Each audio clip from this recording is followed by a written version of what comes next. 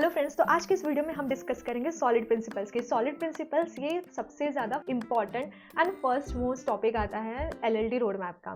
चलिए जानते हैं कि सॉलिड प्रिंसिपल्स आखिर होता क्या है। तो सॉलिड एक एक्रोनिम है जिसे 5 डिज़ाइन प्रिंसिपल्स को मिला के बनाया जाता है। ये प्रिंसिपल्स हमारे सॉफ्टवेयर को मेंटेनेबल, फ्लेक्सिबल एंड रिलायबल बनाने में हेल्प करते हैं। तो फिर चलिए जानते हैं कि ये 5 डिज़ाइन प्रिंसिपल्स क्या होता है। तो सॉलिड प्रिंसिपल्स में हमारा सबसे फर्स्ट डिज़ाइन प्रिंसिपल आ जाता है सिंगल रिस्पॉन्सिबिलिटी प्रिंसिपल। नंबर 2 हमारा डिज़ाइन प्रिंसिपल आता है open close principle and third design principle है हमारा लिस्ट और सब्स्टिट्यूशन प्रिंसिपल। फोर्थ है interface segregation principle and fifth है हमारा डिपेंडेंसी इन्वर्जन प्रिंसिपल। इन प्रिंसिपल्स का मेन गोल है कि हमें किसी भी कोड को रीडेबल एंड रीयूजेबल करता है ये प्रिंसिपल्स। एंड ये प्रिंसिपल्स टाइट कपलिंग्स को अवॉइड करते हैं एंड उसके बाद ये कोड को फ्यूचर यूज़ के लिए प्रिपेयर करते हैं। तो चलिए जानते हैं इन सभी प्रिंसिपल्स को एक एक करके इन डेप्थ में समझते हैं। तो नंबर 1 हमारा आ जाता है सिंगल रिस्पॉन्सिबिलिटी प्रिंसिपल। जैसे कि नेम में ही सजेस्ट करता है, प्रिंसिपल ये कहता है कि किसी भी क्लास या मॉडल की सिर्फ एक ही रिस्पॉन्सिबिलिटी होनी चाहिए जिसके लिए वो चेंज हो सके। तो चलिए अभी हम सिंगल रिस्पॉन्सिबिलिटी प्रिंसिपल के कोड की इम्प्लीमेंटेशन के बारे में देखते हैं। तो यहाँ पे मैंने एक एग्जाम्पल लिया है जिसमें हमारा सिंगल रिस्पॉन्सिबिलिटी प्रिंसिपल जो है वो वॉयलेट हो रहा है। देखते हैं ये किस तरह से वॉयलेट हो रहा है एंड इसे हम कैसे इम्प्लीमेंट कर सकते हैं एंड हमारे कोड को मोर फ्लेक्सिबल बना सकते हैं। तो यहाँ पे मैंने एक क्लास डिफाइन की है बुक मैनेजर नाम से एंड उसी क्लास के अंदर मैंने सेवरल मेथड्स भी डिफाइन किए हैं, जैसे कि ऐड बुक हो गया, रिमूव बुक हो गया या फिर प्रिंट बुक हो गया। उसके अंदर एक और मेथड डिफाइन की है जो एक सिंगल फंक्शनैलिटी है, that is save books to files. तो यहाँ पे हमारा जो बुक मैनेजर जो फंक्शन है वो बुक्स को ऐड भी कर रहा है, वो बुक्स को रिमूव भी कर रहा है एंड बुक्स को प्रिंट भी कर रहा है। उसके साथ साथ जो बुक्स है उन्हें फाइल्स में सेव भी कर रहा है इस फंक्शनल की मदद से। तो यहाँ पर जो हमारी क्लास है बुक मैनेजर नाम से, वो कई सारे फंक्शंस को इम्प्लीमेंट कर रही है। तो अगर आगे चल के अगर हमें सिर्फ सेव बुक्स टू फाइल्स इस फंक्शन में अगर कुछ चेंजेस करने रहे तो हमें एंटायर बुक मैनेजर जो क्लास है वो हमें चेंज करनी पड़ेगी एंड ये कोड को काफी ज्यादा इनकन्वीनियंट बना देता है दोस्तों। तो चलिए अभी हम इसे कन्वीनियंट कैसे बनाते हैं यूजिंग सिंगल रिस्पॉन्सिबिलिटी प्रिंसिपल। तो यहाँ पे मैंने सिंगल रिस्पॉन्सिबिलिटी प्रिंसिपल अप्लाई किया है हमारे एग्जिस्टिंग कोड पे, दैट इज बुक मैनेजर की क्लास पे। तो देखते हैं इसे कैसे हमने इम्प्लीमेंट किया है। तो यहाँ पे सबसे पहले हमने एक डेडिकेटेड बुक मैनेजर की क्लास डिफाइन की है फॉर मैनेजिंग आवर बुक्स, जिसमें हमारे add books and remove books नाम का फंक्शन डिफाइन किया है हमने। उसके बाद हमने एक डेडिकेटेड क्लास बनाई है बुक प्रिंटर नाम से, जिसमें हम सिर्फ बुक्स को प्रिंट ही करा रहे हैं। एंड उसके बाद हमने एक डेडिकेटेड क्लास बनाई है फाइल मैनेजर नाम से, जो हमारे बुक्स को फाइल्स में सेव कर रही है। तो यहाँ पर हमने हर एक जो भी एक स्टैंड अलोन फंक्शन है उसकी सेपरेट क्लासेस बनाई है। तो आगे चल के अगर किसी भी एक फंक्शनलिटी में अगर हमें चेंज करना हो तो हम उस पर्टिकुलर क्लास में जाके वो चेंज कर सकते हैं। हमें एंटायर क्लास जो है हमारी वो हमें चेंज करने की जरूरत नहीं पड़ेगी। प्रिंसिपल हमें लूज कपलिंग प्रोवाइड करता है एंड इससे हमारा कोड काफी ज्यादा कन्वीनियंट भी बनता है दोस्तों। सेकेंड डिजाइन प्रिंसिपल की बात करते हैं open close principle. Open close principle क्या कहता है कि कोड को मॉडिफाई मत करो, उसे एक्सटेंड करो। कोई किसी भी कोड में अगर नया फीचर ऐड करना है तो आपको एग्जिस्टिंग कोड को मॉडिफाई नहीं करना चाहिए। इसके जगह आपको एक न्यू कोड लिखना चाहिए जो उस फीचर को इम्प्लीमेंट करता है। यही इस प्रिंसिपल का फंडा है दोस्तों। आइए इसे एक बेहतरीन एग्जांपल के साथ समझते हैं। तो चलिए दोस्तों अभी हम ओपन क्लोज प्रिंसिपल के कोड के इम्प्लीमेंटेशन की बात करते हैं। तो यहाँ पे मैंने एक एग्जाम्पल लिया है जिसमें हमारा ओपन क्लोज प्रिंसिपल जो है वो वॉयलेट हो रहा है। तो देखते हैं ये किस तरह से वॉयलेट हो रहा है। यहाँ पे मैंने एक क्लास बनाई है डिस्काउंट नाम से, उसके अंदर हम डिस्काउंट कैलकुलेट कर रहे हैं जो कि हार्ड कोडेड है।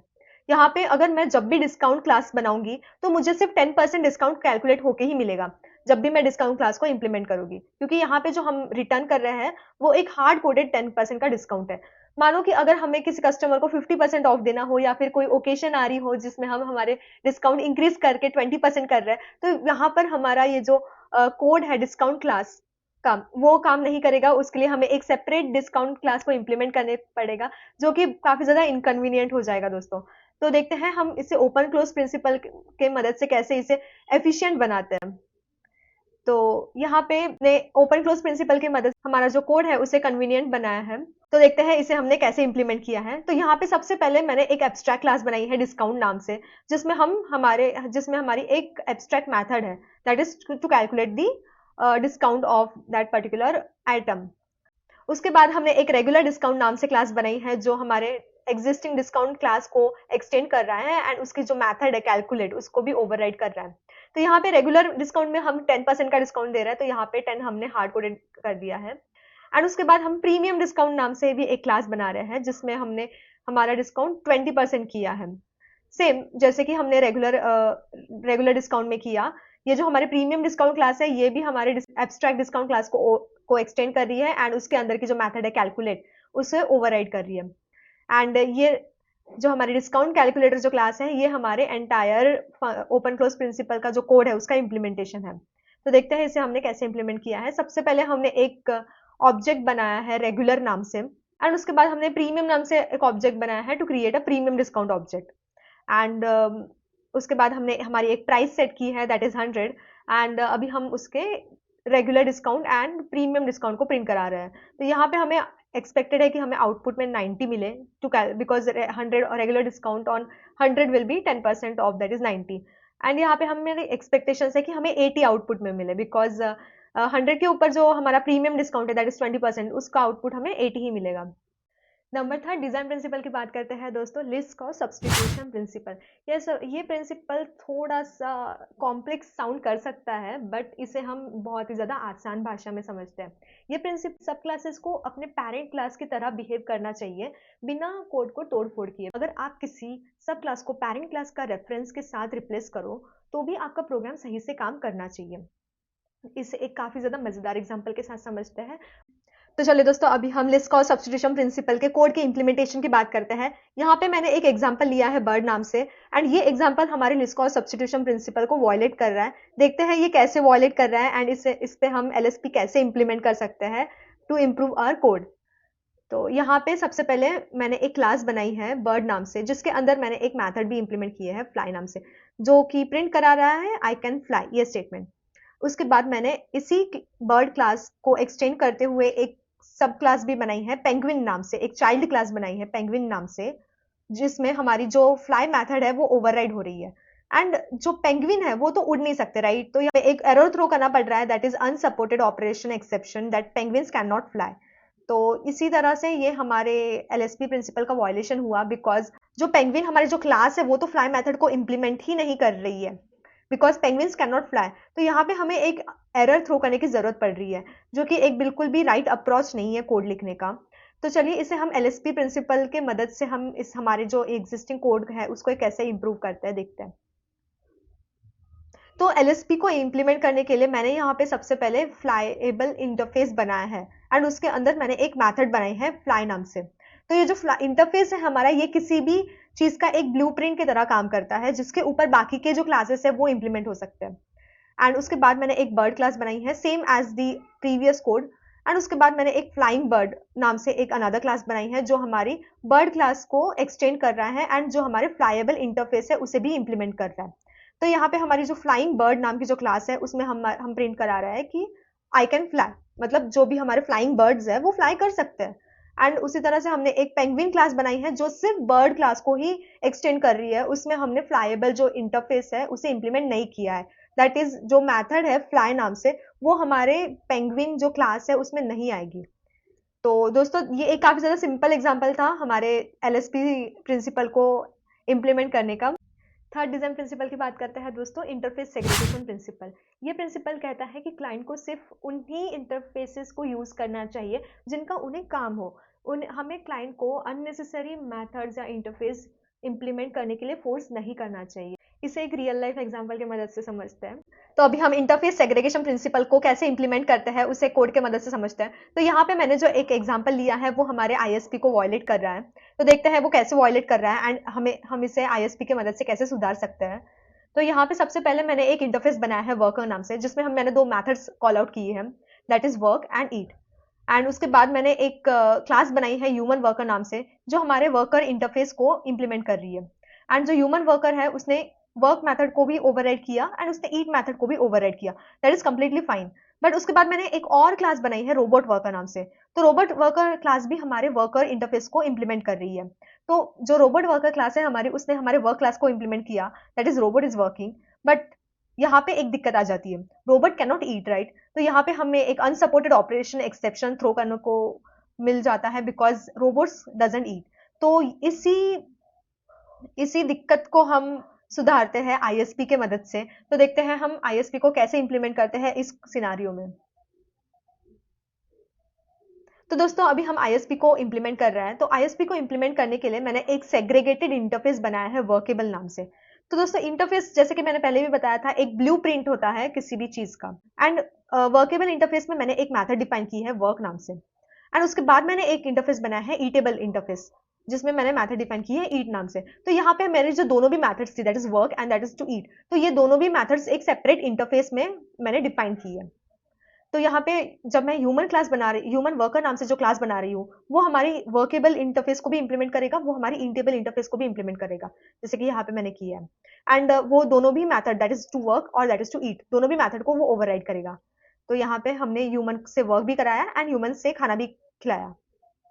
उसी तरह से जब हम रोबोट क्लास बना रहे हैं, तो रोबोट क्लास में हम यहाँ पे वर्केबल जो हमारा इंटरफेस है उससे इंप्लीमेंट करेंगे, क्योंकि हमें रोबोट से खाना नहीं खिलाना। तो यहाँ पे जो हमने रोबोट वर्कर नाम से जो क्लास बनाई है, वो वर्केबल इंटरफेस के ऊपर इंप्लीमेंट हुई है। एंड इसी तरह से हमने रोबोट से काम कराया विदाउट लेटिंग हिम हैविंग एनी फूड। तो दोस्तों ये था आईएसपी का इंप्लीमेंटेशन, काफी ज्यादा सिंपल और आसान तरीके से। नंबर 5 डिजाइन प्रिंसिपल की बात करते हैं, डिपेंडेंसी इन्वर्जन प्रिंसिपल। ये प्रिंसिपल कहता है कि हाई लेवल मॉडल को लो लेवल मॉडल पे डिपेंड नहीं होना चाहिए, दोनों को एब्स्ट्रैक्शन इंटरफेस के ऊपर डिपेंड होना चाहिए।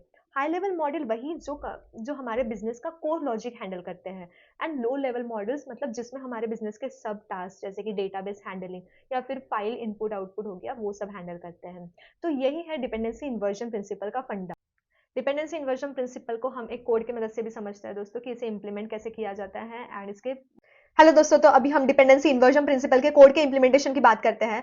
तो यहाँ पे मैंने एक एग्जांपल लिया है जिसमें हमारी डिपेंडेंसी इन्वर्जन प्रिंसिपल जो है वो वायलेट हो रहा है, एंड इससे हमें क्या इश्यूज मिलते हैं इस वायलेशन की वजह से, एंड इससे हम डिपेंडेंसी इन्वर्जन प्रिंसिपल को इंप्लीमेंट करके इन इश्यूज को हम रिजोल्व कैसे करते हैं, वो भी अभी हम देखेंगे। तो यहाँ पे मैंने सबसे पहले एक क्रेडिट कार्ड पेमेंट नाम से क्लास बनाई है, जो हमारा पेमेंट करा रही है क्रेडिट कार्ड के थ्रू। एंड उसके बाद मैंने एक पेमेंट सर्विस नाम से भी क्लास बनाई है, जिसमें मैंने एक ऑब्जेक्ट बनाया है पेमेंट नाम से, जो कि एक क्रेडिट कार्ड पेमेंट का ऑब्जेक्ट है। एंड उसी ऑब्जेक्ट की मदद से मैंने पेमेंट को प्रोसेस भी किया है, दैट इज इस जो पेमेंट सर्विस क्लास में है, ये एक क्रेडिट कार्ड के पेमेंट के थ्रू ही पेमेंट कराएगी। एंड उसी तरह से मेन मेथड में इसे हमने इंप्लीमेंट किया है। तो इस कोड में इश्यूज क्या है दोस्तों, मान लीजिए कि अगर मुझे आगे चल के अगर कोई और पेमेंट की मेथड को इंप्लीमेंट करना हो, जैसे कि पेपाल से पेमेंट हो गया या फिर किसी और यूपीआई से पेमेंट हो गया, तो मुझे काफी ज्यादा दिक्कत आ जाएगी, क्योंकि मुझे एंटायर पेमेंट सर्विस जो क्लास है उसे मॉडिफाई करना पड़ेगा। क्योंकि यहाँ पे जो हमारी जो पेमेंट सर्विस क्लास है वो टाइटली कपल्ड है क्रेडिट कार्ड पेमेंट से। तो यहाँ पे ये एक दिक्कत है जो कि आगे चल के हमें बहुत ज्यादा इनकन्वीनियंस प्रोवाइड करेगी। तो इसे हम डिपेंडेंसी इन्वर्जन प्रिंसिपल की मदद से कैसे रेक्टिफाई करते हैं वो देखते हैं। तो चलिए दोस्तों, अभी हम डिपेंडेंसी इन्वर्जन प्रिंसिपल को इंप्लीमेंट करेंगे। यहाँ पे मैंने एक इंटरफेस बनाया है पेमेंट नाम से, जिसमें मैंने एक मेथड डिफाइन की है पे नाम से। उसके बाद मैंने यहाँ पे लो लेवल मॉड्यूल्स बनाए हैं, दैट इज हमारे details, that is credit card payment हो गया एंड पेपाल पेमेंट हो गया, जो कि हमारे पेमेंट जो इंटरफेस है उसे ही इंप्लीमेंट करा रहे हैं। एंड उसके अंदर वो उन स्पेसिफिक मैथड्स की मदद से पेमेंट को प्रोसेस करा रहे हैं। एंड जैसे कि क्रेडिट कार्ड से पेमेंट हुआ है यहाँ पर क्रेडिट कार्ड पेमेंट क्लास में, एंड यहाँ पेमेंट क्लास में पेपाल से पेमेंट हुआ है। उसके बाद हमारा जो हाई लेवल मॉड्यूल है दैट इज पेमेंट सर्विस, उसको हमने इंडिपेंडेंट बनाया है हमारे लो लेवल मॉड्यूल्स से। तो देखते हैं इसे हमने लो लेवल मॉड्यूल्स से कैसे इंडिपेंडेंट बनाया है। यहाँ पे हमने एक डिपेंडेंसी इंजेक्शन किया है कंस्ट्रक्टर के जरिए। तो यहाँ पे हमने जो पेमेंट सर्विस जो हमारा कंस्ट्रक्टर है उसमें हमने डिपेंडेंसी को इंजेक्ट किया है, एंड वही जो हमारा जो ऑब्जेक्ट है जो हमने इंजेक्ट किया है इस कंस्ट्रक्टर में, उसी ऑब्जेक्ट के जरिए हम हमारा पेमेंट को प्रोसेस करा रहे हैं। देखते हैं अभी हमने इसे इंप्लीमेंट कैसे किया है हमारे मेन मेथड में। तो यहाँ पे हमने डिपेंडेंसीज को इंजेक्ट किया है डायनामिकली। कैसे डायनामिकली इंजेक्ट किया उसे देखते हैं। यहाँ पे सबसे पहले एक क्रेडिट कार्ड पेमेंट नाम से एक नया ऑब्जेक्ट बनाया है क्रेडिट कार्ड पेमेंट का, एंड पेपाल पेमेंट नाम से एक दूसरा ऑब्जेक्ट बनाया है पेपाल पेमेंट का। एंड उसके बाद हमने एक पेमेंट सर्विस बनाई है, पेमेंट सर्विस 1 बनाई है, जिसमें हम हमारे पेमेंट सर्विस में जो हमारा कंस्ट्रक्टर है उसमें हम क्रेडिट कार्ड पेमेंट जो हमारा ऑब्जेक्ट अभी हमने यहाँ पर बनाया था उसे हम डायनामिकली पास कर रहे हैं, जिससे इसी चीज को हम कहते हैं डिपेंडेंसी इंजेक्शन। क्योंकि यहाँ पे जो हमारी जो डिपेंडेंसी है क्रेडिट कार्ड पेमेंट उसे हम इंजेक्ट कर रहे हैं पेमेंट सर्विस कंस्ट्रक्टर में। एंड उसके बाद हम हमारे पेमेंट सर्विस 1 में प्रोसेस करा रहे हैं। तो पेमेंट सर्विस 1 हमारा क्रेडिट कार्ड से पेमेंट करने का प्रोसेस हुआ। उसी तरह से हमने एक दूसरा ऑब्जेक्ट बनाया है पेमेंट सर्विस 2 नाम से, एंड उसमें हमने हमारी डिपेंडेंसी ऑफ पेपाल पेमेंट को इंजेक्ट किया है। तो एंड पेमेंट सर्विस 2 से हमने पेमेंट को प्रोसेस किया है। तो पेमेंट सर्विस 2 हमारी पेपाल से पेमेंट करेगी, एंड जो पेमेंट सर्विस 1 है हमारी, वो क्रेडिट कार्ड से पेमेंट करेगी। तो यहाँ पे हमने काफी ज्यादा simple and easy and dynamic तरीके से हमने डिपेंडेंसी इन्वर्जन प्रिंसिपल को इम्प्लीमेंट किया है। दैट इज हमारे जो हाई लेवल मॉड्यूल्स हैं, हाई लेवल मॉड्यूल्स जैसे कि पेमेंट सर्विस हो गया, वो डिपेंडेंट नहीं है हमारे लो लेवल मॉड्यूल्स पे। वो एक डायनामिकली इंजेक्टेड कंस्ट्रक्टर के माध्यम से हम जो डिपेंडेंसी इंजेक्ट कर रहे हैं उस पे डिपेंडेंट है। इसी तरीके से यहाँ पे हमने काफी ज्यादा कोड को ऑप्टिमाइज किया है एंड लूज कपलिंग को प्रोवाइड किया है, ताकि आगे चल के अगर हमें कोई भी नई मेथड ऑफ पेमेंट ऐड करनी पड़े तो उस मेथड को इम्प्लीमेंट करने के लिए हमें हमारी पेमेंट सर्विस जो क्लास है उसे चेंज करने की या मॉडिफाई करने की जरूरत नहीं पड़ेगी। हम यहाँ पे सिंपली एक नई क्लास बना सकते हैं, जैसे कि यूपीआई पेमेंट की हम यहाँ पे सिंपली एक अनदर क्लास बना सकते हैं एंड उसे हम हमारे मेन क्लास में ही इम्प्लीमेंट कर सकते हैं दोस्तों। तो दोस्तों ये थे हमारे सॉलिड प्रिंसिपल्स। अगर आपको ये वीडियो ज़रा सा भी यूज़फुल लगा हो या फिर इस वीडियो से अगर आपकी ज़रा सी भी नॉलेज पड़ी हो तो चैनल को लाइक एंड सब्सक्राइब करना मत भूलना। आने वाले वीडियो में मैं कवर करूंगी एलएलडी के बाकी के टॉपिक्स, जैसे कि डिज़ाइन पैटर्न्स हो गए। वेरियस डिज़ाइन पैटर्न्स को हम अच्छे से कवर करेंगे एंड देखेंगे कि हर एक डिज़ाइन पैटर्न्स का क्या यूज़ होता है एंड उसके बेसिस पे हम प्रॉब्लम्स भी सॉल्व करेंगे। तो इस चैनल के साथ बने रहिए एंड सब्सक्राइब कीजिए इस चैनल को। तब तक के लिए बाय बाय।